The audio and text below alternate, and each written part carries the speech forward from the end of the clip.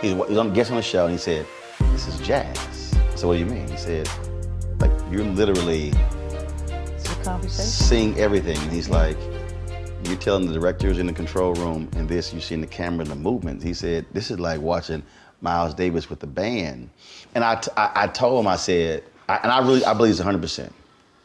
I believe that playing cornet in elementary school, playing bass baritone horn in junior high school, and for half a semester in high school, my dad removed me from the band. He said, he ain't here for the halftime show, he here for education.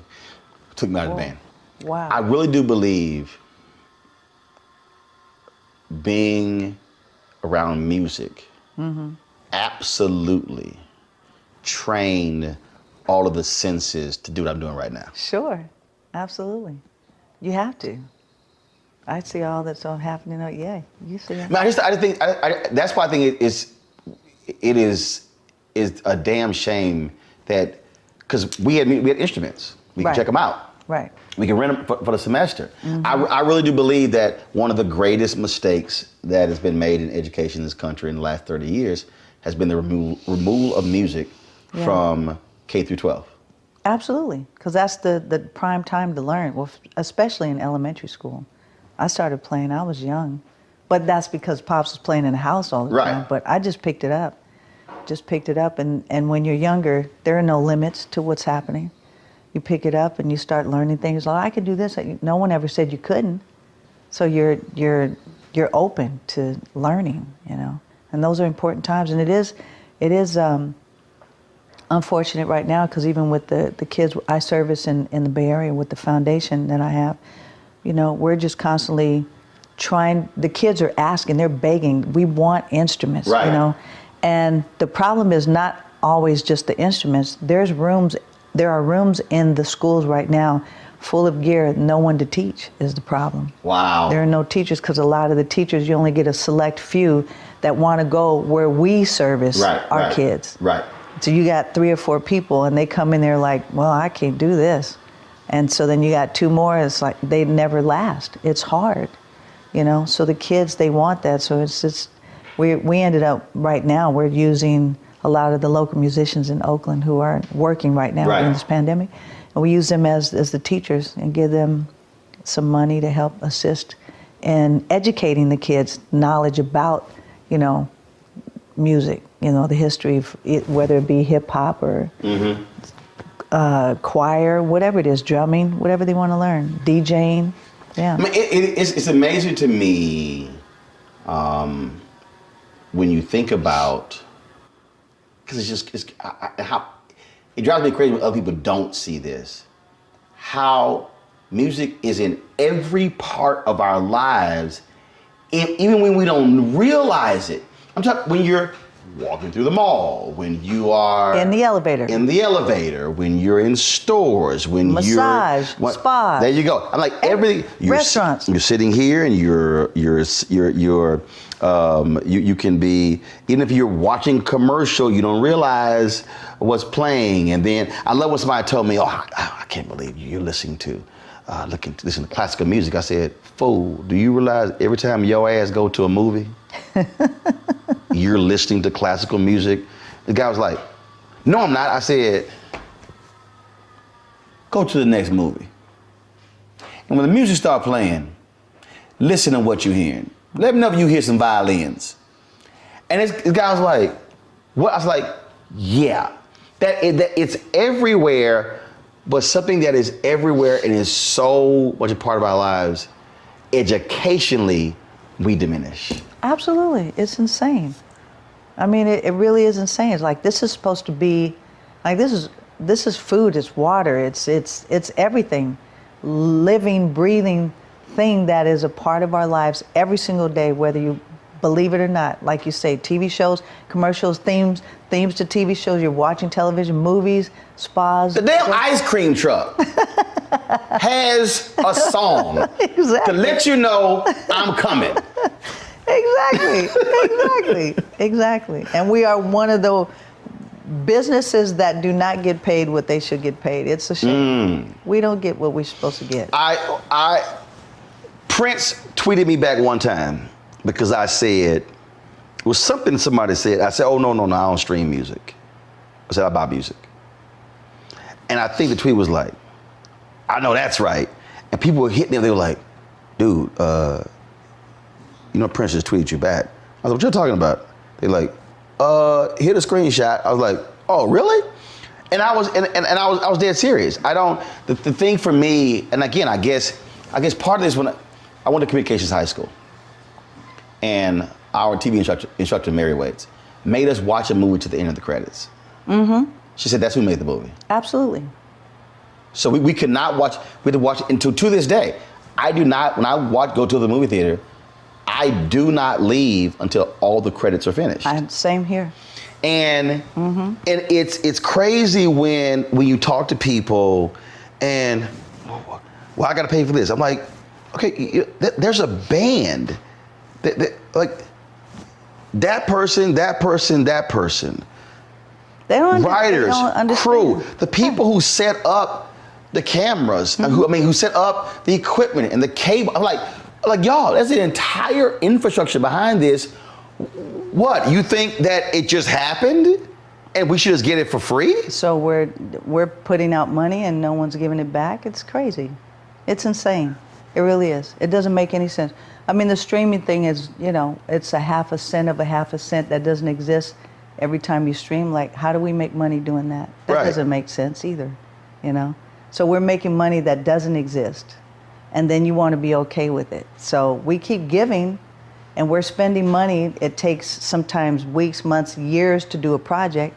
You're paying for all that. You're paying for the musicians, the studios. If you don't have, you're still putting out money, mastering, producers, songwriters, other artists that are coming, sitting in, all of that, mastering, and then paying travel, food, gas, per diem. All of that. It's called a business. It's a business. It's a business. And so all that money goes out, and then you want to pay me less than a half a cent every time you play my song.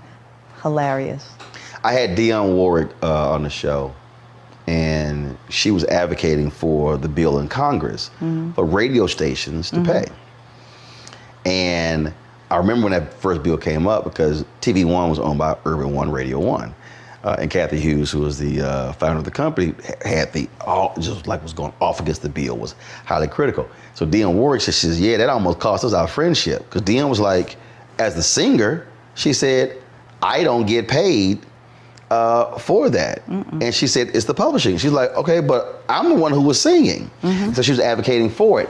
And it is just so interesting to me when we talk about artists. There's this whole notion of, I guess, we hear this actual artists who are sculptor, paint, when they go, ooh, the starving artist. I say, ain't nobody trying to starve. No, we're not. We're trying to make a living. This is our life. It's our business. It really is, and it's just hard to do business when you don't want to. It's like saying, okay, I'm going to give you the keys to my car, and then you just take it and you go, well. Yeah, are you gonna bring it back? No. Yeah, no, I'm not gonna bring it back. So you take the song, and you're not gonna pay me any money for the song. It's the same thing. You're stealing. It's stealing. It really is. And we don't get performance. The royalties. We don't get performance for performing. On those songs, and that was what we were advocating for. But all the people in Europe get that money, so you can get money from foreign. But you don't get it from United. I think it's only 2 or 3 countries that don't. It's us, Iran, and I don't know, Dubai, somewhere. There are 3 places that don't pay royalties on the performance, and we are one. Everyone else gets paid. Wow. Our system is crazy. We were on a panel on the Tom Joyner Morning Show, on the Tom Joyner Cruise. Yes. And it was a question that was asked, and we were talking about the business of the business. And I remember you said that after Purple Rain tour, you said you owed money, and you were like, man, things I wish I had known. Yeah. When you think back to how are you walking folks through to say, let me holler at you, let me hip you to the business of this business. The creative side is wonderful. The art is wonderful. But do understand, if you don't understand the business of this business, you're going to have a serious problem. Oh, absolutely. I mean, that's where we are now. It's just trying to fight for it. Right now, I say that it should be not the music business, the business of music. It should be the opposite, you know. The business should be taken care of first. So people ask me, you know, what do you do? I'm like, the business comes first. If you're going to walk into a room and say there's 2-3 musicians and you guys want to write, there's always a fight about who the percentage, what is it going to be? Well, there's 3 of us, but you wrote the bridge and you wrote the chorus. Well, I wrote 1 word. Well, isn't it equal? No, because you wrote 1 word. Well, it depends on what you all agree when you get into the room. Right. So even if you take a piece of paper or your phone and you say, we're all agreeing to this on this date, blah, blah, blah, send it to each other, whatever, email it so it goes to, you know, because everyone's doing everything digitally. And what you don't say is, well, man, let's just get to work, we'll figure it out later. No. No. No, it's all good. We're all good. No. Because 100 times these people do this, 100% they come back and go, well, I'm suing you because I was in the room. Right. So you got to. And we've seen those stories. Oh, many. And people go, hold up, how many people were in the room? You like, that's why you got to be, everybody can't be in the room. No, they can't. Some folks just standing by the door. Yeah. No, you weren't contributing. I said 1 word and y'all use my word, the. I mean, I'm just saying. I'm saying, no, those kind of things happen. So the same thing happens when people come up to me, especially years ago, and I stopped taking tapes and different things from people. They would hand me a tape and go, I want you to hear my song. Nope. Or here's a CD. I was like, can't touch it. Nope. I can't. Because then they turn around. I don't even know where the doggone thing is. But next thing you know, my attorney's calling someone suing you because you used what? They own 3 words? Are you kidding me? It just happened to be in the song the same. No, right. You know, so I don't take anything from anyone anymore. You know, you learn those little things like that. Right. People are always, and it's a shame that they're always trying to get something, like, you know, hang out and try to, let me see what I can get. Instead of just, you know, being a good musician, being a good artist, a good producer. And putting the work in. And putting the work in. What's wrong with work? Right. It's like I can't work. I got to get it how I can get it. No, you got to put the work in.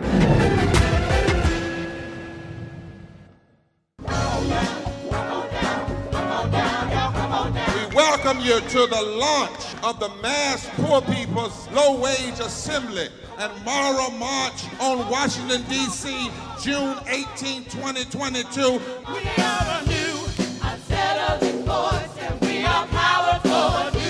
Unsettling force, and we are here. We're rising up to demonstrate the compelling power that we, poor and low-income people, have to reconstruct society from the bottom up. And we need to do it with the loudest voices possible, the biggest actions possible. Because we know that there is no scarcity in this land. The only scarcity is the moral will to do what's right. Hold on, just a little while longer. We are those with sub-minimum wage jobs who can't afford sky-high rent. People with disabilities are the fastest growing minority group. It's crazy to me that in 2021, it's still legal for workplaces to pay a sub-minimum wage to people with disabilities. There are still so much trial and tribulations that we go through as Indigenous people. We can't get a decent wage to sustain ourselves, nor can we get adequate housing. Veterans across this nation say enough is enough. We can't pat essential workers on the back on one day and then cut their health care the next day.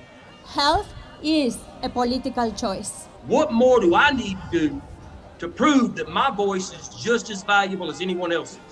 There are still forces in denial that would try to slow walk our transition to a clean economy and a just future for us all. We have an immoral system run by immoral people.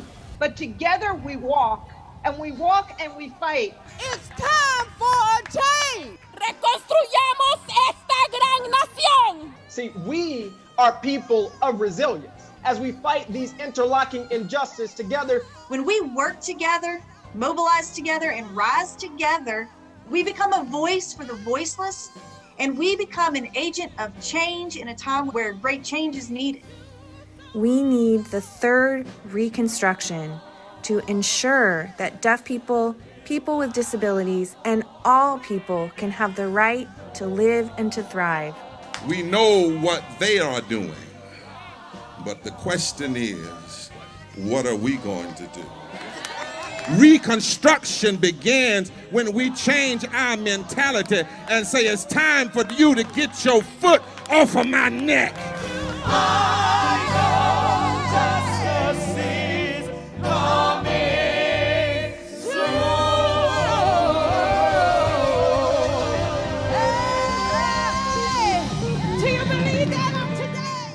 I'm Deborah Owens, America's Wealth Coach, and my new show, Get Wealthy, focuses on the things that your financial advisor and bank isn't telling you, but you absolutely need to know. So watch Get Wealthy on the Black Star Network.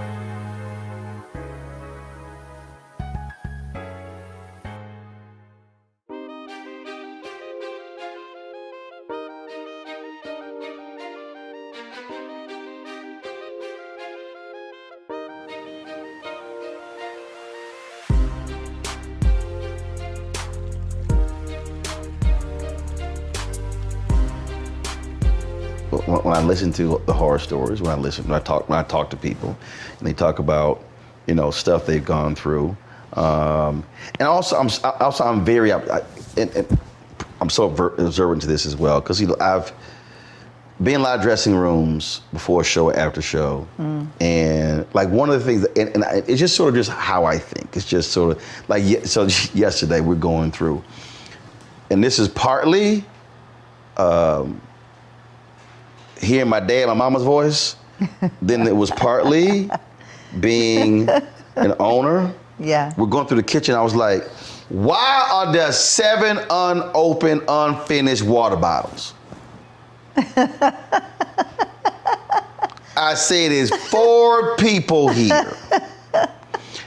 And it's like, they're like, man, what are you bitching about? It's like, it's 7 how about you finish a bottle of water, throw it away. All your crew are laughing right and now. Open another one.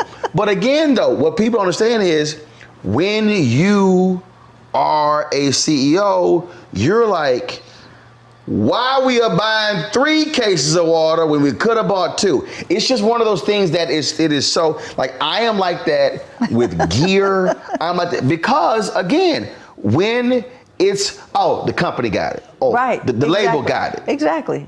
And it's like, no. Yeah.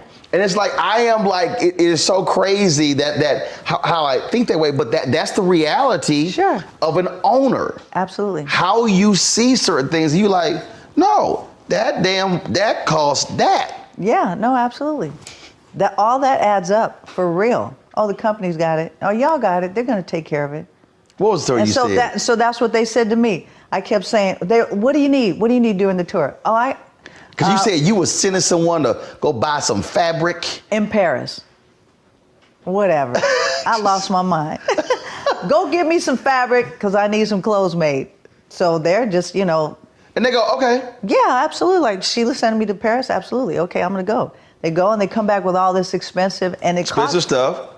Plane, hotel, per diem, food, even on top of the per diem, paying for everything, transportation, all of that stuff. And then all of the fabric and then coming back. And then I get all of these things made. And they kept saying, what else do you need? What do you want? We got you. We got you. We'll take care of it. Not a problem. Right. Don't worry about it. Not a problem. Don't worry about it. 3 of the most dangerous, don't worry about it's 4. The dangerous, those are the 2 of the most dangerous phrases. When somebody say, no, I got it. No.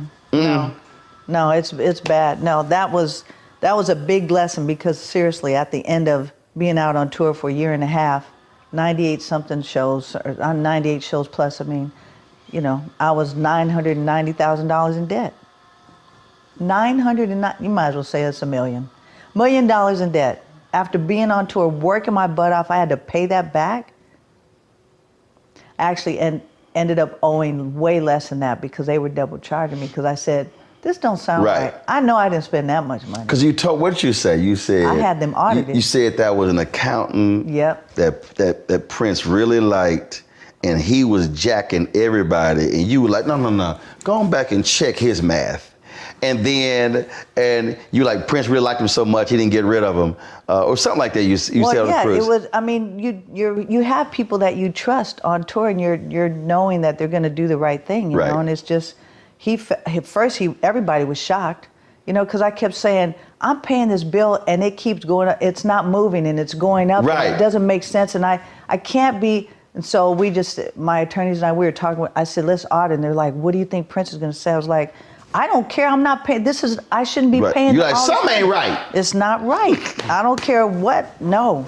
So I told him. I went up to him. I said, I think your boy is double charging me. And we had the same accountant. All of it was in-house. Right. He's like, nah, he wouldn't do that. I said, mm-mm. He goes, nah. I said, okay. Well, I'm going to audit him. He goes, no, you're not. I said, yes, I am. So my attorney came. We audited him. Sure enough, the whole thing blew up. He was taking money from Prince, millions and millions. And Prince felt bad. I mean, he was hurt. And at the same time, it was, you know, they didn't want to say who it was, and he didn't want him to go to jail. So he didn't. And that was very kind of him. But you will give my money back. But I'm not paying y'all this. Right, I ain't paying y'all. Yeah. See, I am.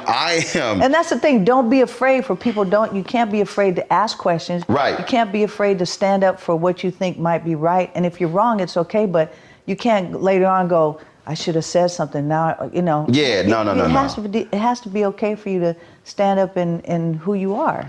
It was like I was reading Dane Cook. His half brother stole millions from him and was giving false statements and all kind of stuff. His half brother and his half brother's wife, they were just ripping him off. And I was sitting there and I was like, okay, I don't understand how that happened. And I said, because somebody asked me, they said, well, you know, when you own a company, you're trusting people. I said, oh, let me be real clear with you. I said, I remember reading a book, one of the books on Motown. And when Berry Gordy went to his family to ask them to fund the latest venture, like his sister was like, hell no. His ass, he ain't responsible. He ain't shit. No, because they had a whole family. How they would pool resources. Yeah. And then say, okay, we're gonna fund this here. And then she was like, oh hell no. She was like adamant. And then like, and the mom and daddy were like, okay, we're gonna give him a shot. She was like, hell no. He ain't done nothing with his life. He done skipped jobs. We ain't giving him nothing. And he said when he created Motown, hell, he put her in charge of the money. He was like, well, if she's that damn stingy, not giving me money, she gonna protect my money too. And she did. And so I told him, I said, so when I pull up the app right now, I got 6 accounts. My personal account, other 5. I don't even know what's in the personal account. My wife pay bills. That ain't what I do. Yeah. I know them other 5. Mm-hmm. And I'll open up and I'll be like, this is 1380, what is that? I don't recognize. I'll go through, they'll get a text message from me, and I'm like, why haven't I seen the P&L statement for the last 2 months? I need the P&L statement. No, don't send me that spreadsheet. I want the P&L statement. I want the detailed one. I don't want to see no categories. I want to see category number. I want to see what's under that category. They were like, Roland, I said, no. But that's what you have to do. I mean, I remember, and part of that lesson is, you know, taking charge of your own. It's your responsibility to do that. Regardless of who's working with you, you still have to watch them. You still have to watch them. Yeah. And I remember even family. Yeah, oh yeah. And Oprah saying, you know, I sign every check. And I'm like, that's a good idea. So I do. Ever since I heard her say that, I sign every check. I look at it. I know what my account says. Don't nobody approve invoices but me. Nope, can't, nothing. There's no check. I cussed out my niece. My dad, Sheila E, I'm not lying. My dad, she's the first niece and nephew. So you know how grandparents are. So my dad called me. He was like, son, can you not cuss? I said, no, hell no. I said, Dad, I said, first of all, Daddy, this is business. This ain't family. I said, she called somebody into the office to come work on a computer who I now have to pay. All her ass had to do was call the 800 number, they would have walked her through. I said, so, yeah, I cussed out. I said, look, this daddy, this business. He was like, okay, son. But I was like, no. I said, I need you to understand. And then I was kind of like, look, this impacts your retirement. So I had to put it in the way for him to quite understand. I was like, he understood that. Right, impact your retirement. Let's be real clear. I can't pay for some stuff for you. See where that money went? So I had to go ahead. I had to go ahead and do that. But I really do. I really do love talk when I'm talking to people who understand when you're trying to build something. Yeah. Too many folks are so focused on the creative without understanding that, that's actually what allows you to continue to be creative. Because otherwise, now you're stressed. Now you're in a hole. Now you're trying to sit here. You can't afford this, and so now you have to do something that's actually outside of what your gifting is. Because you were not sitting here. If you take care of the business first, then it's easier to record or create or whatever you're going to do. Business is set like it's done. I can do whatever. You're not thinking about it. You start creating like, how are we going to work this out? I've been in that position many times. Oh shoot. Okay, we got to figure this out because we've already done it. Now what do I do? Now you're stressed. Now your focus is completely off. You're absolutely right. For me, I am, because it's sort of like when I had a friend of mine, he told me, he said, Roland, deficit financing. I said, dude, I ain't dealing with that. And I said, look, I get your point. I get how companies use debt. And he's like, well, it's about leveraging. I said, I ain't trying to deal with no debt. I said, I want to be able to wake up and go, that's paid for. I said, I'm trying to tell you. Yeah. I said, I want to have my mind completely, I am not trying to take a portion of my brain to go, how are we managing debt? Right. Sure. And he's like, okay, I get it. Because I said, dude, I said, I'm sorry. I said, I know what I need. I said, when I go to sleep and when I wake up, how my brain works. And now, I said, because I have complete freedom to think. I said, nothing is getting in the way. I'm not sitting here. I'm not worrying about the mortgage. I'm not worrying about the car note. I'm like, because everything's paid for. So now I am freed up. Absolutely. I can just walk through life every day. And now it's kind of like, okay, I'm going to do this here. Right. I'm going to do this here. And actually, I gave a speech when I said, debt is slavery without shackles, because it impacts your other decisions. Oh, absolutely. It impacts where you go, what you do, your freedom, and you know what? I'm gonna experiment on this. I said it all impacts that. Well, they definitely promote that if you're in debt, you get more. So you gotta build your credit by being in debt. So that I'm telling you. Oh, I know. I was like, hold up. I paid everything off. How the hell my credit score is? Oh, but you need to do a credit line. I said, no, hell no, we ain't doing it. Because you don't owe anything, your credit's bad. Which is the dumbest thing in the world. Of all the people who should have great credit is somebody who don't owe anybody. Yeah, exactly.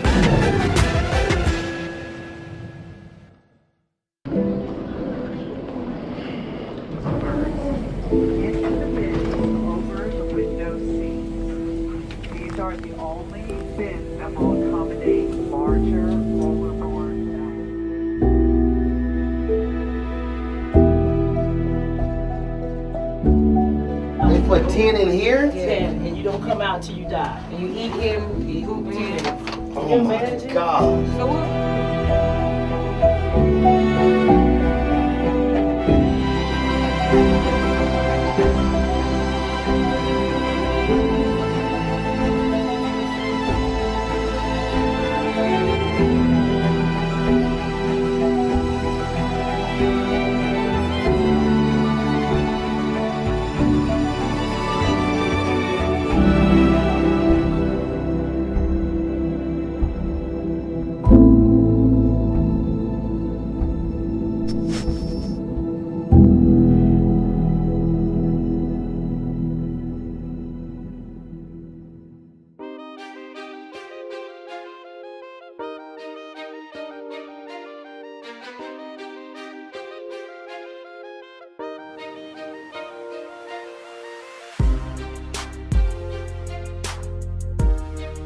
You know, I did an entire 1 hour show on credit. My producer said, Roland, that's not an hour on credit. I said, dude, I'm trying to tell you. I said, I'm trying to tell you. I said, somebody who filed for bankruptcy, this whole system, what did they do? He was like, shit, he said, that's actually, we could do 4 shows. I said, I tried to tell you that. I said, because he didn't understand the nuance of it. And I was like, I said, dude, trust me. I said, you the EP, you know the hell I'm talking about. I said, I see it. I see it's a real thing. It's amazing we have these conversations. What is your musical process? I love talking to artists and athletes in your process. Walk me through when you are conceiving music, when you are thinking of a show. How do you do it? John Legend says when he writes, he lets you do like a professional. He goes in, he sits down, sit them for hours, like an 8 to 5 sort of thing. Will Downing was like, yo, I was making love to this woman, it was amazing. He said, something hit me, I got up, and I wrote this song. And I talked, so different people, so what is your process? It's always different. It's never the same. It's never the same, which I think is good, because I can be driving in the car and think of an idea, and the crazy thing, so because I'm a drummer, percussionist, if I turn the blinker on, I'm playing beats in my head. I was like, oh wait, I got something. Oh wait, hold on. So then what do you do? So then you take your phone and you use the record thing right there and just put down the ideas. You just keep putting ideas down. Right. Lyrically, if now I can speak into my phone and put the idea, everything's in my notes. But yeah, before I used to take a tape recorder and I'd have it next to my bed and pencil and paper, because sometimes I'd wake up with just an idea, and sometimes you can't go to sleep if you don't write it down. Oh. And then, so you have those moments, but it's always different. Like if I'm writing a song or thinking of an idea, like what direction I want to write, I sometimes listen to other artists that would influence me, like to see how they're doing it and how would I do it differently, or incorporate what I've already learned and make it a little bit different.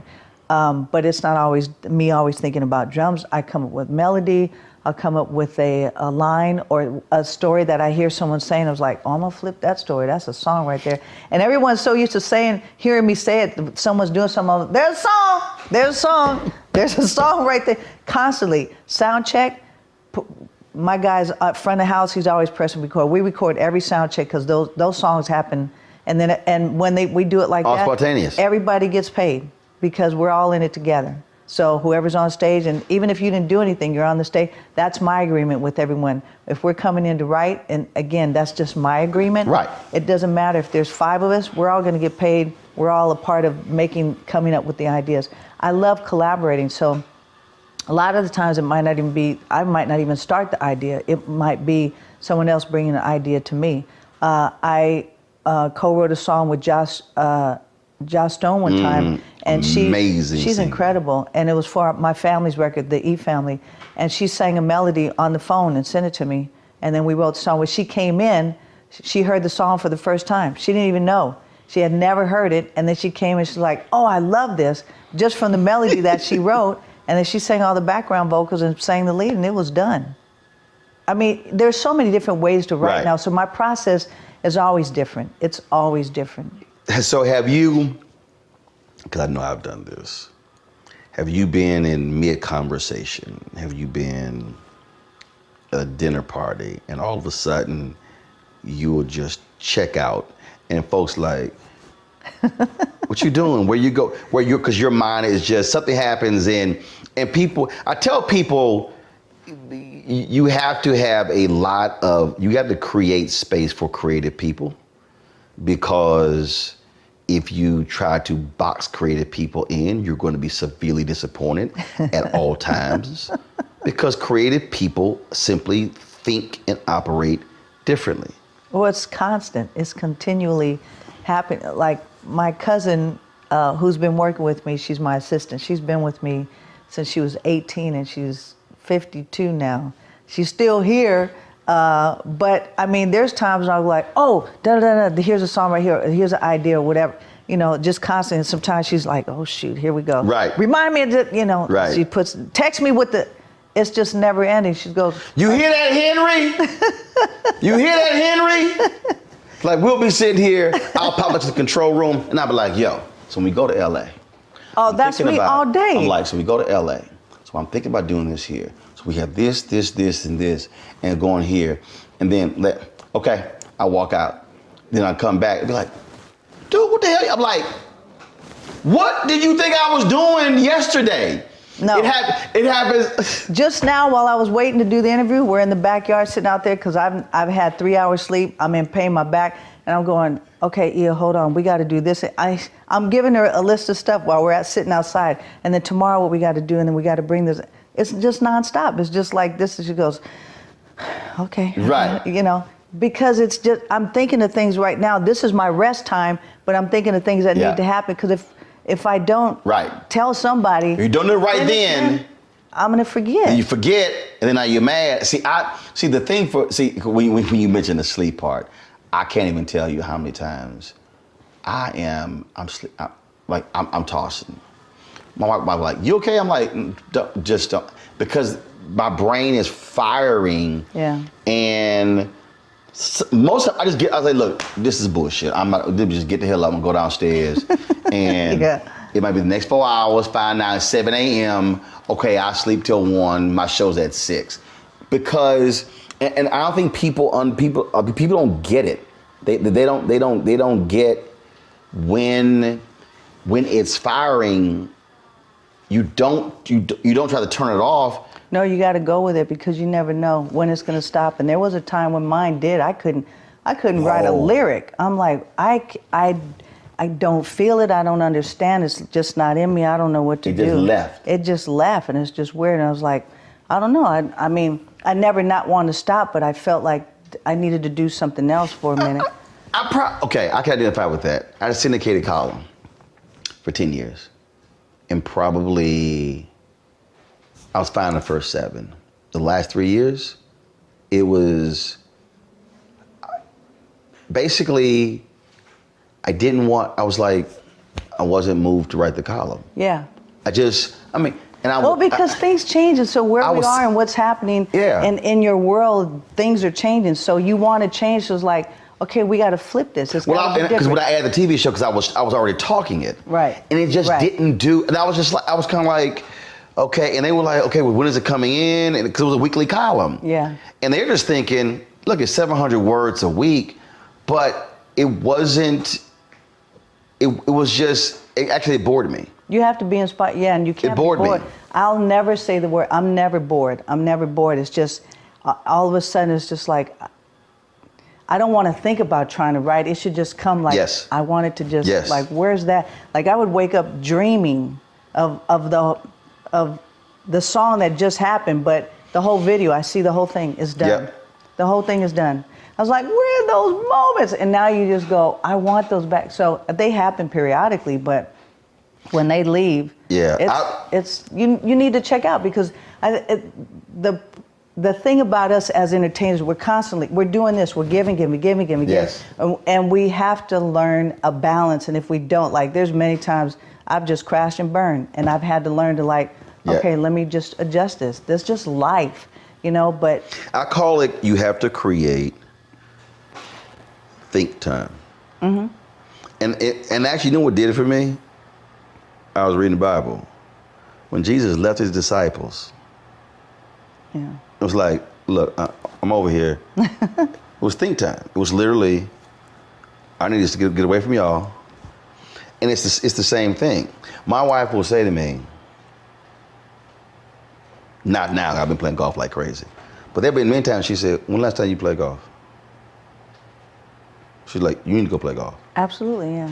Because you're seeing working, and needing that. And that's like when I lived in DC, when I first moved to DC, I lived at Little Foxhall in South DC. I hated it because I had no decompression time. Mm-hmm. Because I lived in the city, and so when I got home, I never felt like I was decompressed. Yeah. So when I moved out to Northern Virginia, I'm literally 45, 48 minutes away. From Houston, that's no big deal. Mm-hmm. Hell, that's down the street. Mm-hmm. Okay, that's going to the mall. And what I love about it is I could spend the first 25, 30 minutes dealing with phone calls. Mm-hmm. People call, knock them out, okay, this. And the final 20 minutes, I could put music on. Mm-hmm. And now it's my think time. Mm-hmm. Now it's because for me, it's like reporting. whenever I was on deadline, I would always put music on. And they would always go, why are you putting music on? I said, because reporting is rhythm.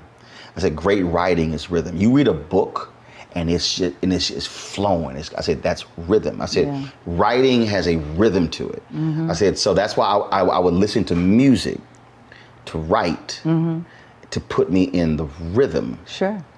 I said, so if I'm writing something and I read it back and it sounds it's just disjointed. I said, it's just, I said it needs to flow.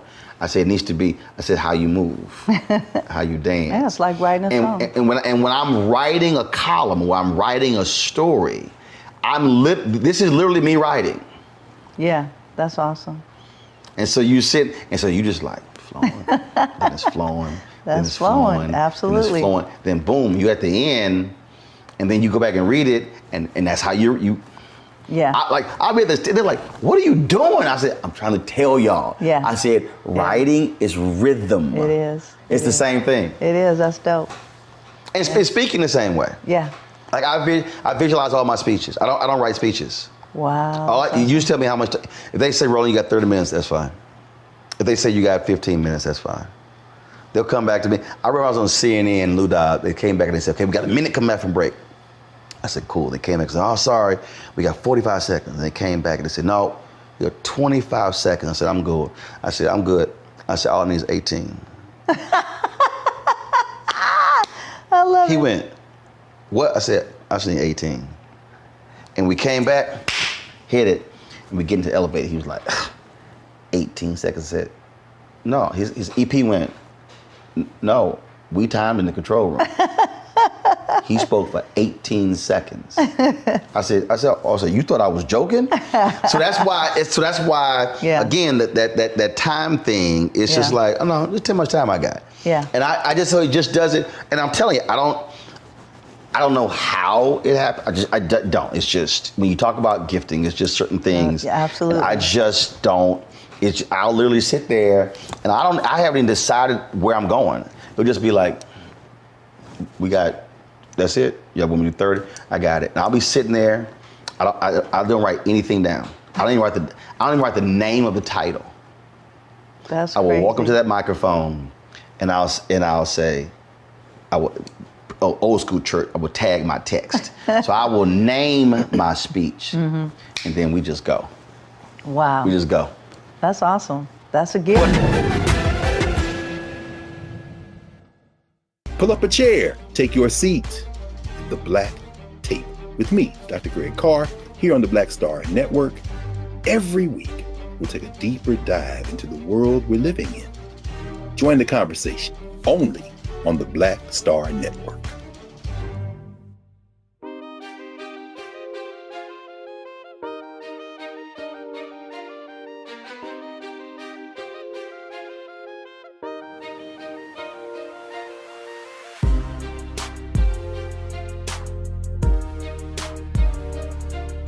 Because what you're describing is really visualization. Yeah. Everything is, because what you're describing, when it comes in your head, when you talk about the turn signal or whatever, that's still visualizing it, and you're seeing, we mentioned in the video, same thing. Yeah. And because I used to practice as a kid, I would lay on the floor or the bed or whatever, and I would toss a ball in the air, and I would come up with a problem, go through the process to reach this conclusion, the solution. So when it actually happened in real life, I've already processed. Wow. So my answer to the problem, I can hit it immediately because I've already processed how to get there. Wow. So I'm not in real time trying to figure it out.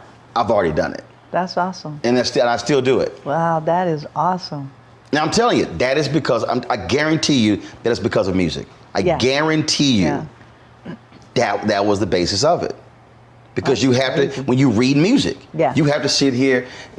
When I was in the band, in a lot of black high schools, they were like, when I freshman, got my instrument, I'm sitting there, give me my folder, and I'm sitting there. The guy was like, "Man, what are you doing?" I said, "I'm reading music." They were like, "No, man, we play." I said, "No, I read music before I play. I'm going through this entire music, and reading everything. I said, that's how I was trained. Right, you're right. I said, because you better know what the hell you playing first. And it was the craziest thing. They thought I was like nuts. I said, no. I said, no, That's I got to dope. visualize that whole deal. Yeah, that's dope. Got to visualize it. What still brings you joy in what you do? What still? Like, that's a loaded question. I mean, because there's so many elements that still brings me joy. But in it, but what? What? Like sometimes for me, it'll be if I'm shooting how I shot a certain look. It just be, and I'll just be, people like, what? I'm like, I really like how I shot that. And it's just one of them things. Yeah, no, I got you. I mean, for me, I always tell everyone there's only one job that I have. I've never worked a day in my life, ever. Well, I take that back. It was one day for a friend. Even though I didn't get paid, I'd said I'd helped him to help sell clothes in his clothing store for one day during Christmas. And that was the only, I didn't even know how to work cash register. But the only job that I have, and I've had since I realized that this would be my job, would be to bless one person every single day. And that's the only job I've ever had. So in that brings me joy. So when whatever I'm doing, if I can absolutely touch one person's life every single day, then I know I've done my job. That brings me joy. And if I hadn't done it, like the end of the days comes, like I keep thinking, well, what did I do today? Did I do the right thing? Did I do, it's just, that brings me joy. Or doing something that makes me feel good that I did something, and that's what's hard, even in the days when you don't feel great, even more so a time to bless somebody. I love asking this question because the experience is amazing. How would you define, or how does it feel when you get that black love? When people, can be anywhere, when they see you and just what they say and how they, security guard, a barber, does not matter, just what that, because I don't think people really, those who don't experience it really don't know how amazing it is. It is. It is everything, because it's everything that I put into when I perform, from my head to my toe, to every single organ in my body. It's everything. And it's to the point where I can't give anymore. And that then, because I don't think about it, I just do it. That's what I feel. You empty your vessel. Completely. And then this happens. And then when I realize, after not knowing, all of a sudden you just go, wait, what just happened? And then it comes back, and then you're just like, ah! It's that. It is overwhelming emotionally. Like, it gets me every single time. Every time. And even more so now that I'm older, because you just kind of it's crazy that I'm still playing the way that I do at the age that I am, and I'm thinking that you be going 20. You be like, I be like, you were there. She ain't slowing down. You just No, I'm. You go to another thing. Oh yeah, no. But see, that's the thing though. I love what I do, and when that happens, it's like to give in that way unconditionally. It's not for me. I'm giving it to you. This is what this was given to me to give, to serve.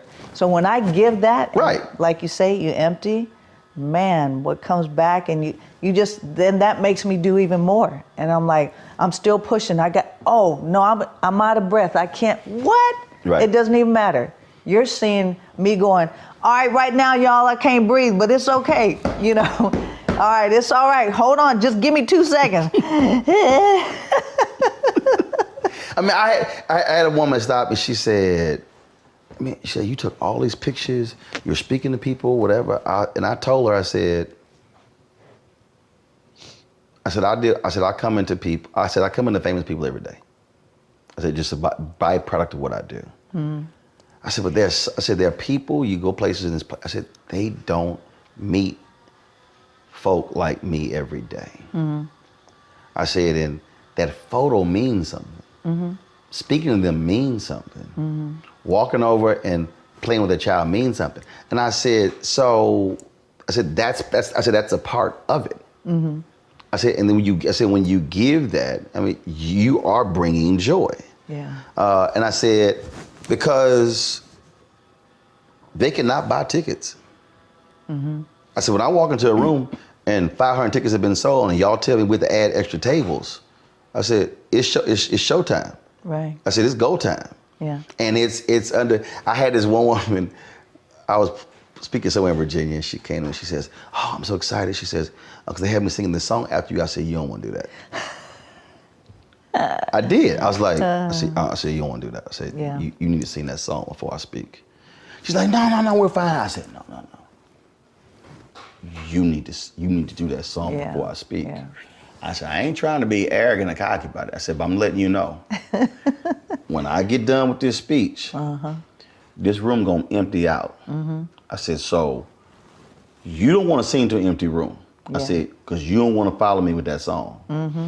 And I said, and so she was like, okay.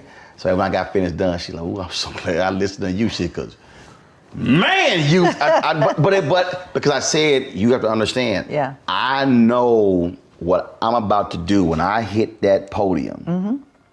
I said, you don't want to come behind that. Mm-hmm. I said, and that, because that's giving. Mm-hmm. Absolutely. Which is a preacher once told me, he said, the most vulnerable point of being a preacher is after the sermon. Mm-hmm. That's why a lot of preachers have their armor bearers who are there with them, who's coming up to them. Right.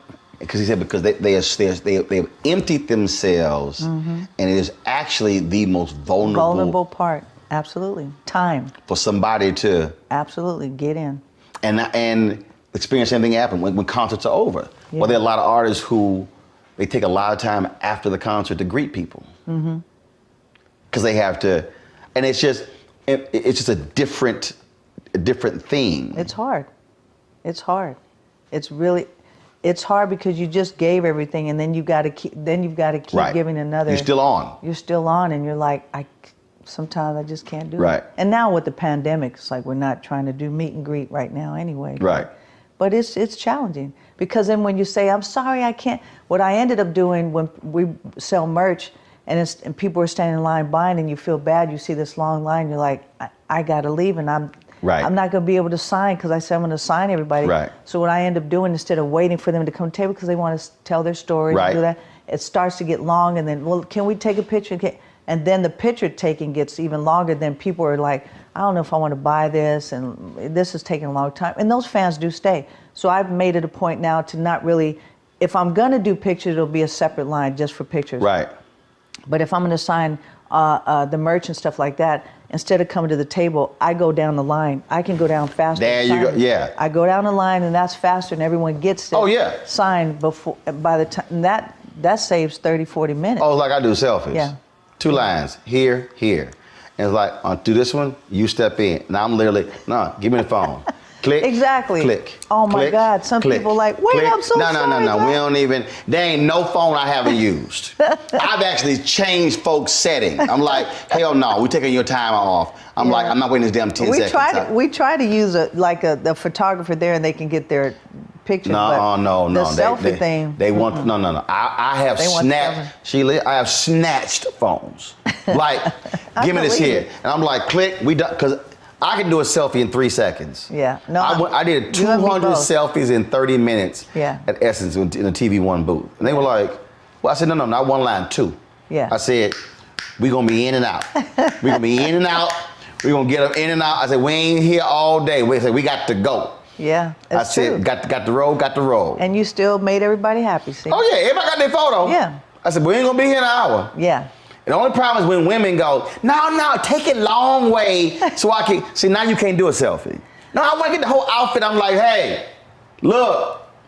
No, I was at the AKA convention. They all wanted, I said, Baby, do you see this line?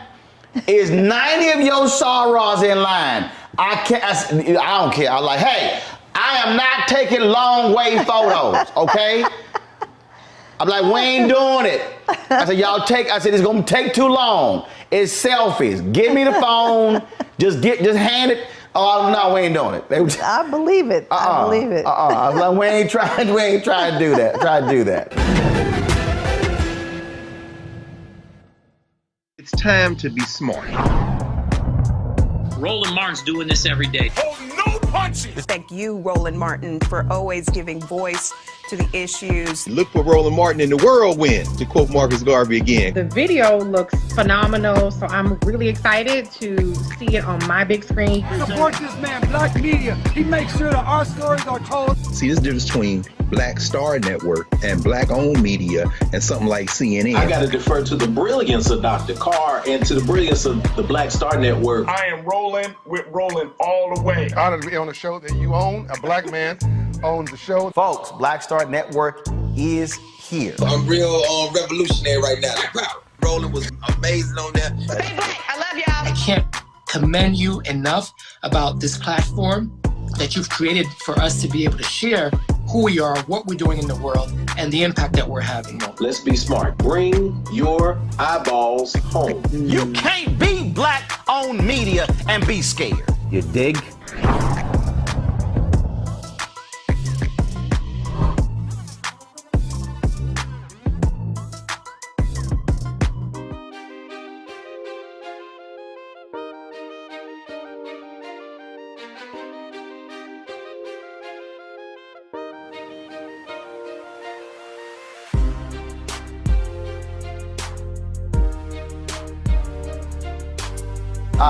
I talked to Damaris Lewis, and she talked, and I asked her, I told her, I said, out of all the folks, celebrities who passed away, I said, I was most affected by Prince. And I told her, I said, I'm not sure if it's because met him a couple times, knew how he felt about my work. But I said it really was, I think, the music was differently and deeper in a way. What do you think? What was it about him that hit differently, that spoke to folk differently than a lot of other artists?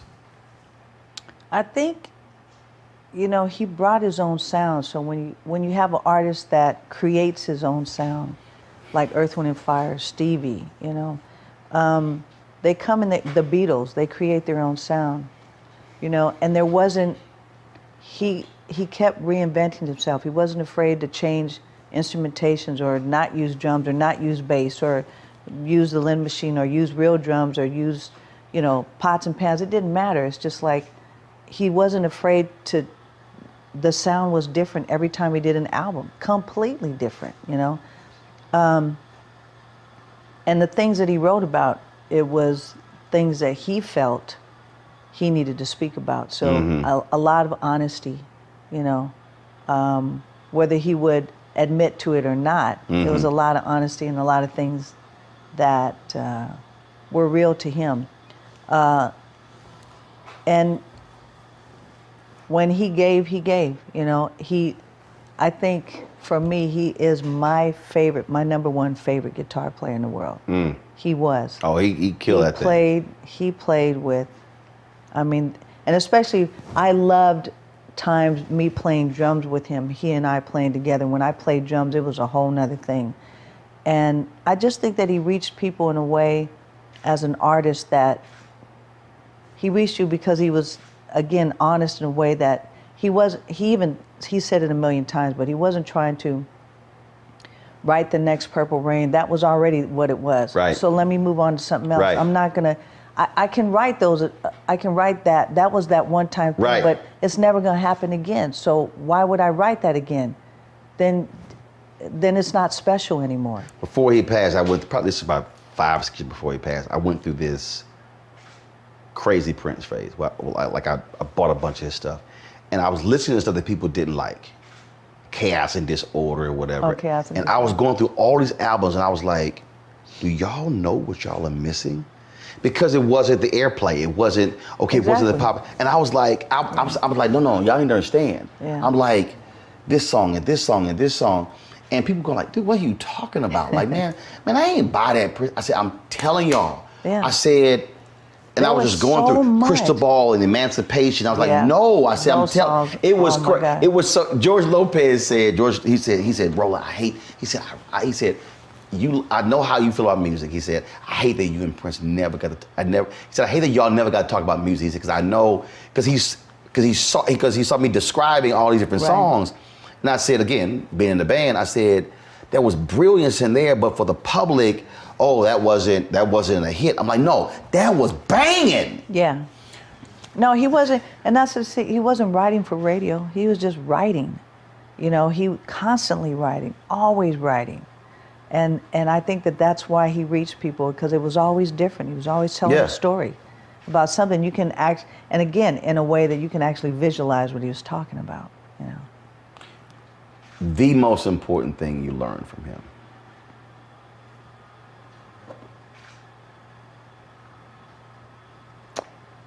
I don't know, because we shared so much equally. Mm-hmm. I can't think of one thing, because it was a lifetime of memories, good and bad. So, you know, from 1977 to 78 until, you know, close to passing. So that's, I mean, there's so much. The most important thing you give to your people? What's the most important thing I give to my people? What do you want your team to say, this is what Sheila E taught me. This is what she gave me. This is how she touched me. Probably just being true to who you are. Don't be someone else. You can be influenced by other people. That makes you who you are. Mm-hmm. Yeah, but just be honest. Because if you're transparent and you're honest in telling the truth of who you are,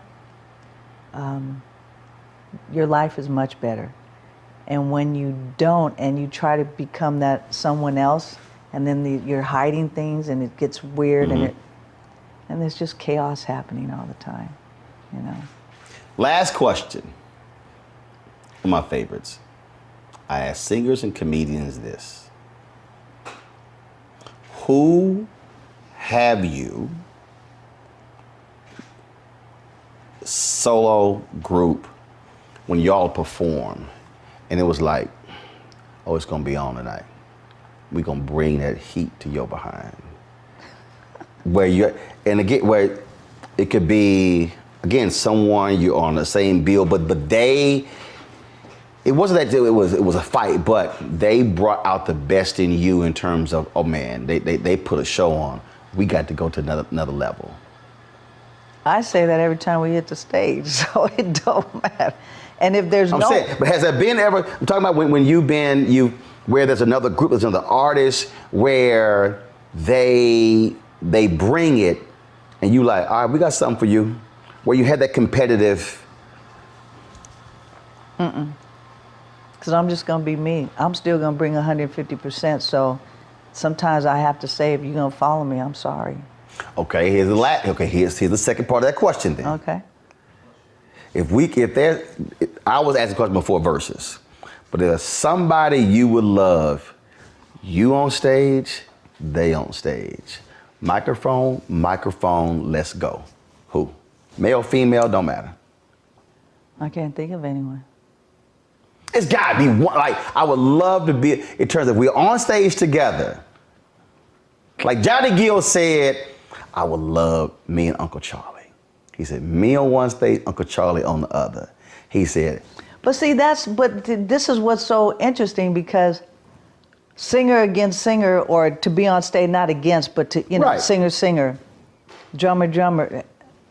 So tell me where there's another Sheila E. Timbali. No. It's not another Sheila E. It's anybody. It could be anybody. It could be anybody. It could be band. It could be group. It could be Sheila E. in my band. OJ's, y'all bring y'all's. Let's go. Let's go hit. Let's turn this thing out for the audience. Just so that someone who you know and respect, like, that they would take, they would bring something out in me, and I would bring something out in them that would be, and the night would be electric for the audience.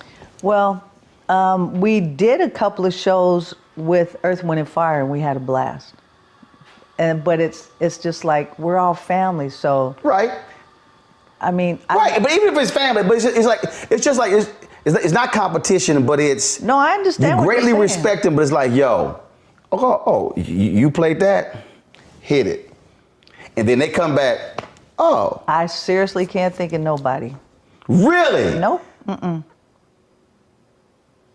I mean, you could put whomever, I'll still go, but I can't sit here and say, man, they're gonna bring. I have no idea because as much as I give, I don't know anyone who's gonna help me give more than what I already do. That's my point. I want to see you and Uncle Charlie. We've done shows together. I want y'all on the stage together, like lying down the middle. My songs, your songs. Come on, let's go. Oh, I love Uncle Charlie though. That's Uncle Charlie. You know. Well, cool. Always good to see you. You too. Still having fun? Always. Looking good. Thank you. Pinky. Thank you. Thanks for chatting. Pink. All right, Pink. You got on your pink today. You know how I do it.